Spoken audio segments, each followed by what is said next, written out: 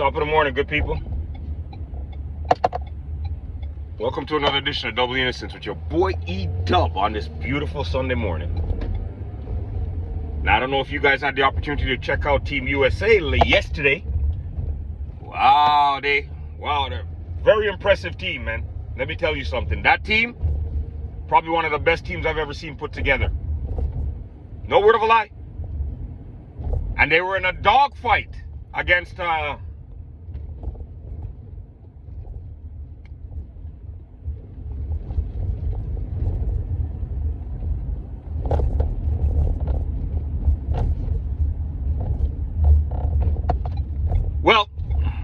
country. They were in a dogfight. It slipped my mind right now, but they're a very powerful country in basketball, though. I believe, although I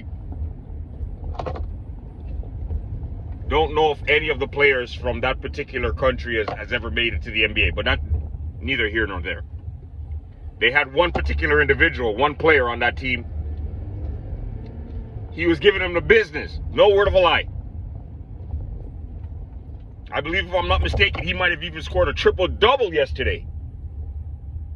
But don't ask me what his name is, because I couldn't tell you.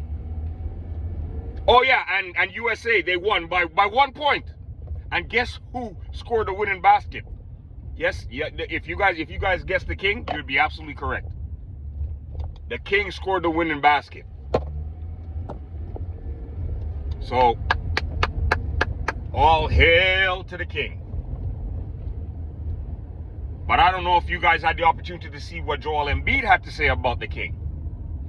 And there's a very good possibility, honestly speaking, when I had an opportunity to watch a little bit of that interview, there's a good possibility that they clipped it up to look exactly like how it looks. I'm thinking there's a possibility there was much more of a bigger conversation that went on, but because they knew that these particular talking points would go viral, I personally believe it was chopped up that way. I don't think Joel Embiid would have went in exactly how he went in, but whether or not it was said in that exact format, those words did come out of his mouth. And that's what we got to talk about. And I'll be totally honest with you, there was absolutely nothing that Joel Embiid said that was wrong or a lie.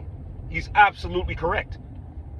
I heard some other content creators say it, and I as soon as I heard it, it was the first feeling I had. Joel Embiid has moved up volumes on my list in the NBA. Why? Because he wasn't afraid to come out and speak some truth and stand on it. Basically, what Joel Embiid is saying was, the LeBron James you know today is not the same LeBron James you knew yesterday. He doesn't have the same kind of athleticism. He's not the same athlete, okay? Before I bite my tongue right out of my mouth. He doesn't have the same explosiveness, and he does not have the same speed. Basically, what Joel Embiid is trying to say is that Team USA has to slow down when LeBron James is on the court. I believe what Joel Embiid's major league problem is a simple fact of the matter that they're expecting or requiring him to have to come off of the bench.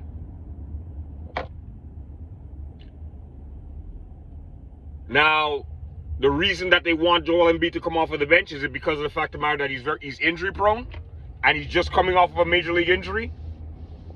Possibly. But at the end of the day, especially, this is not the NBA. This is FIBA rules. And unfortunately, if you want to have success with the FIBA rules, you have to play basketball the way basketball was designed to play, which means that every man has to touch the ball, including you have to work your offense basically surrounding or around the five-man, the center, which happens to be Joel Embiid's position. But in order for LeBron James to shine, he has to be ball dominant and everybody has to be out of the key, so he can beat his man and finish strong at the rim, because that's his game. We've been around LeBron James long enough to know that he doesn't have that much of a great shot from outside. Yeah, he'll hit it from time to time, but are you depending on him to hit you a game-winning shot? Absolutely not. On this particular team, between me and you, LeBron James's best role would be to be coming off the bench at the age of 40. This is a pretty old team that they're sending to the Olympics, with him being at the top of the totem pole where the age is concerned. I mean, Steph Curry's not a young gun. He has a lot of mileage underneath him.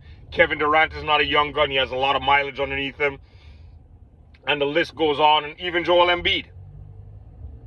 He's coming towards the later stages of his career. And he has a lot of mileage under him.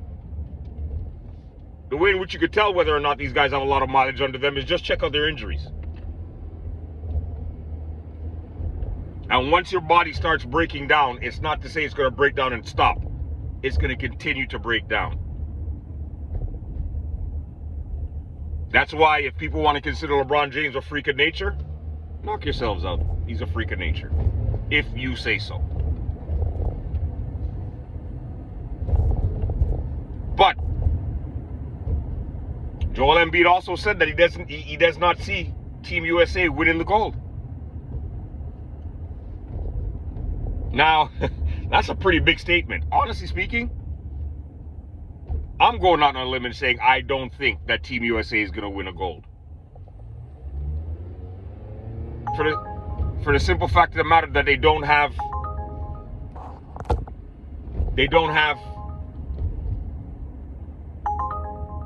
the refs to be making garbage calls for them.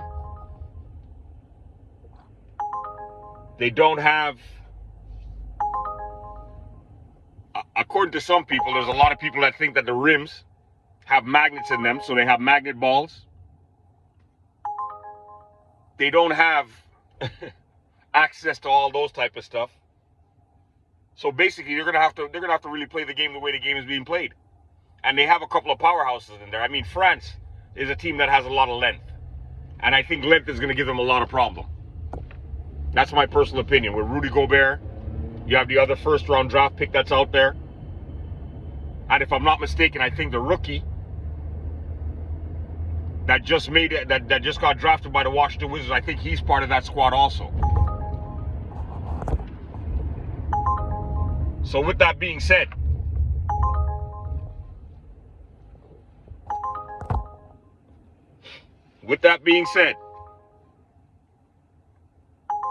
France is going to be a team that's going to give them a lot of problems. I also believe Canada is going to give them some problems out there, because Canada has a pretty good squad for the first time in a long time. You know, we got Shea. We got Shea. That's right. I think it would have been a very, very good acquisition if they would have let Andrew Wiggins be part of this particular equation, because then I think we would have had a good nucleus at every single position for Team Canada. But that being said, I think they're still going to make some noise. They could probably even win a medal. Gold, that's a pretty big ask, but I think they could, if they put enough together, I think they could at least leave those Olympics with a bronze medal. That's my personal opinion.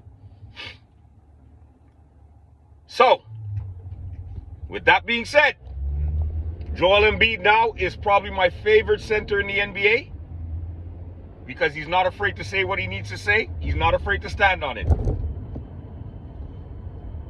Philadelphia. I want to see you guys do some great things next season now, just because of this. That being said, people, I want you guys to have yourself a beautiful Sunday. The day's absolutely wonderful out here in the streets of Montreal. Enjoy it to the fullest. W Innocence with your boy E-Dub is out. Have a blessed day, peeps.